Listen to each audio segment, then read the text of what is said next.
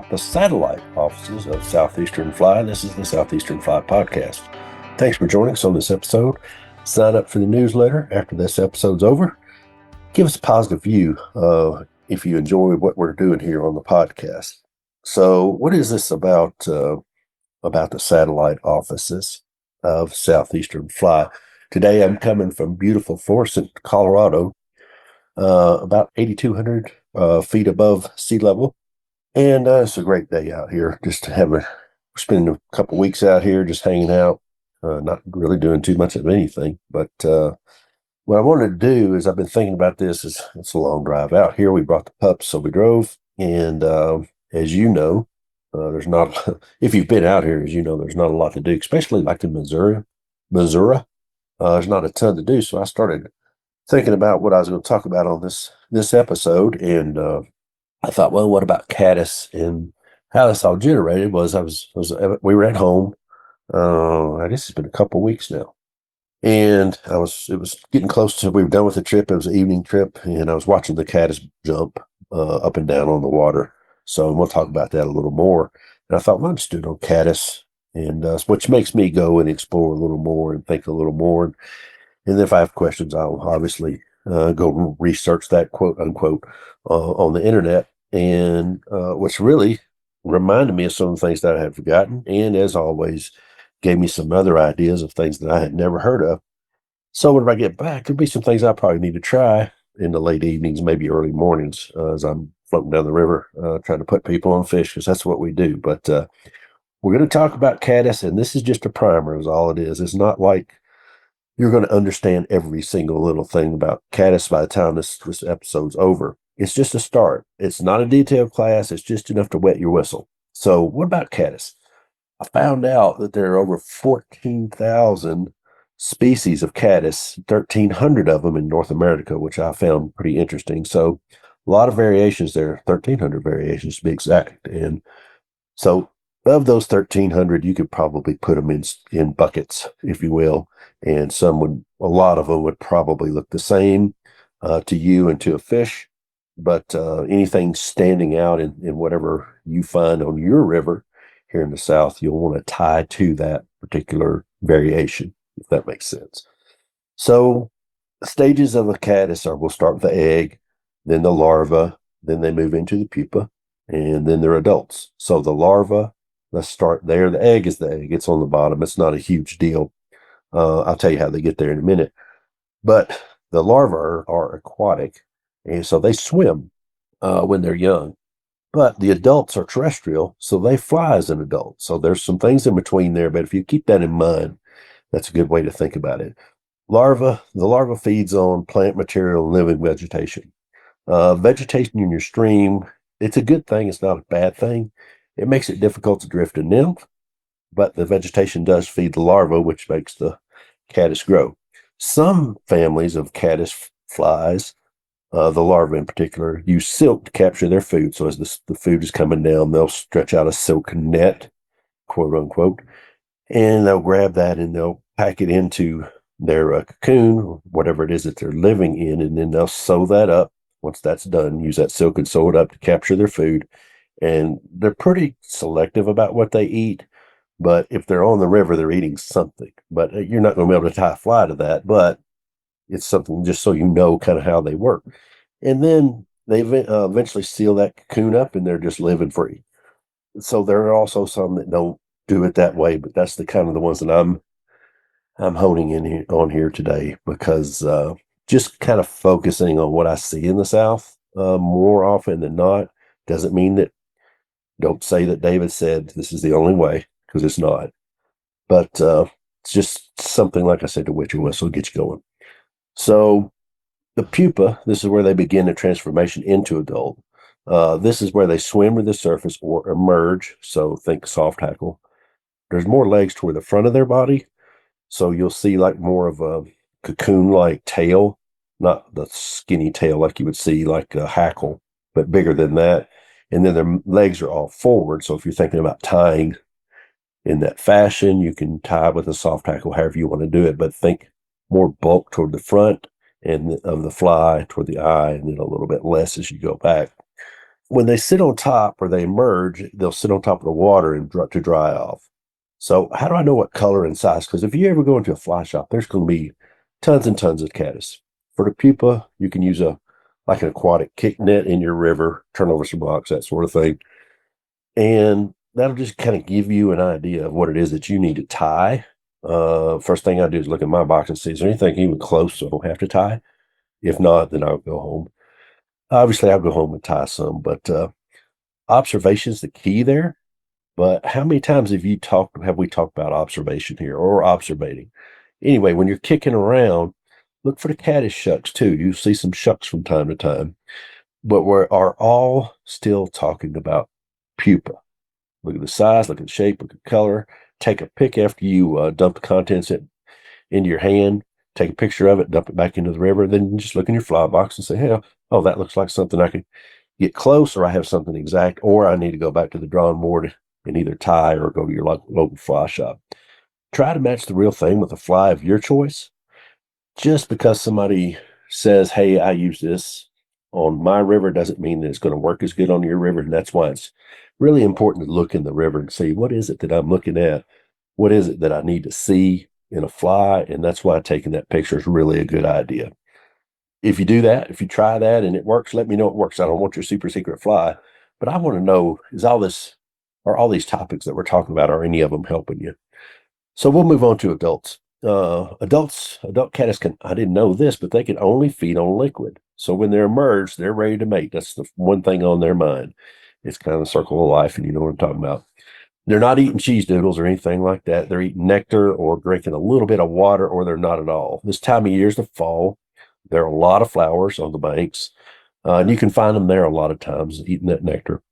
There are different species, several different species that can live in the same stream at the same time. So you might kick over some rocks upstream, find some, or be looking out over the water and find a particular type of caddis or particular species.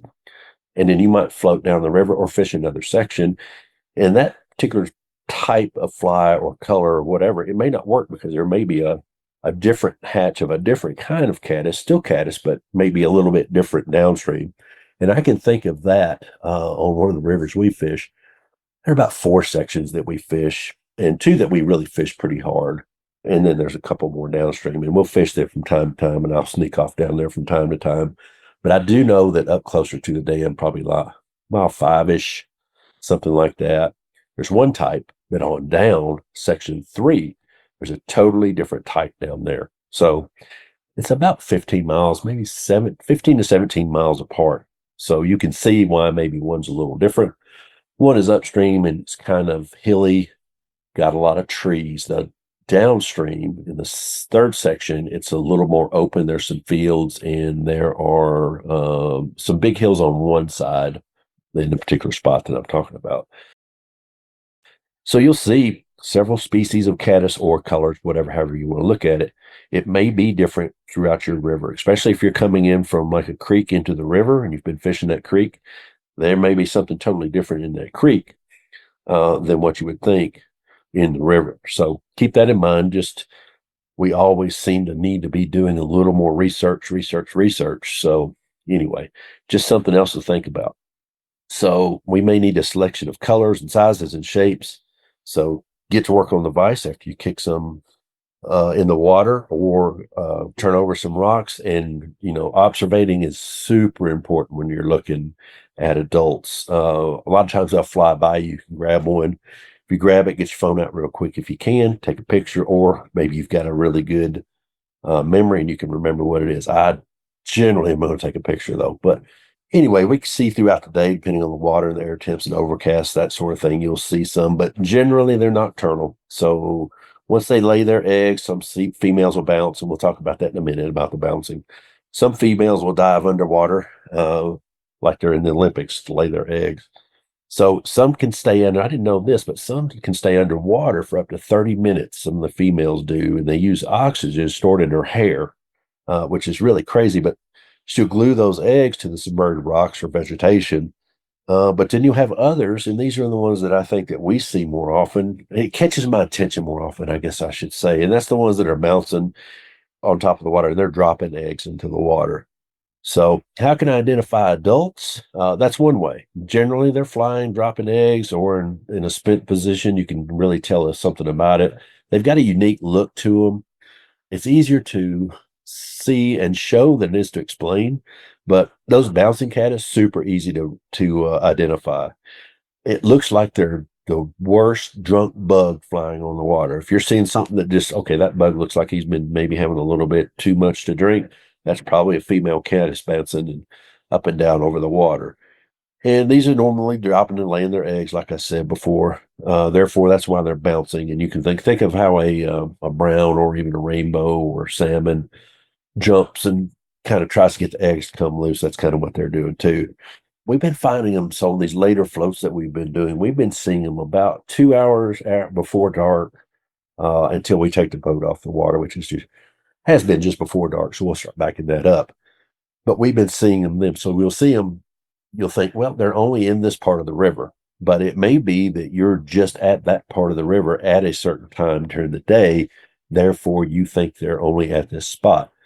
That's usually not true if you're a wading angler and you're just fishing different spots at the same time during the day. So today I might fish one spot 2 miles down. Tomorrow I'll fish that same spot 2 miles down. I might see them in the evenings. You might go down a little further and see some more. So they may be coming up all through the water column, all through the river. But if you're in a boat, you're going to be in a certain place at a certain time and you're going to see them then. Don't let that keep you from fishing later and trying them earlier. So just something to think about. Dry flies generally are known for just being floated at a dead drift, but caddis you can do a little bit more with. You can skate caddis. So how do I imitate a skating pattern, a skating caddis pattern? Say that 3 times. So it's more like making a commotion. So if you see a bunch of them on the water, you can see there's a lot of commotion for something that small. You're going to be fishing a dry fly, obviously. So when you tie that hackle, if you want to tie a skating pattern, you'll palmer that hackle, turn it around backwards so dull side, and it'll be pointed more forward, and you'll palmer it from back to front with the tips a little more forward, and you'll just use the wrong side of the hackle of what you would use if you just wanted a dead drift one. What that'll do is that hackle will kind of penetrate the water a little bit. You want to put enough floating and that sort of thing on it to keep it up on the water, and then you just skate it or slide it, just hold on to the line and just skate it. You can also, with those, remember, egg, pupa, larva. So you'll want to think about that, and as you go through those different stages, the egg, larva, pupa, adult, you'll think, okay, well maybe pupa coming up, maybe you'll drop that soft hackle behind it. So skate that upper fly, drop a soft hackle a ways behind it, so it's actually in the water sinking.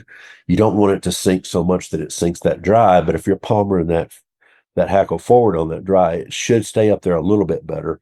And you can skate it at the same time you're swinging a soft hackle, especially if you're a wading angler and you're stopped.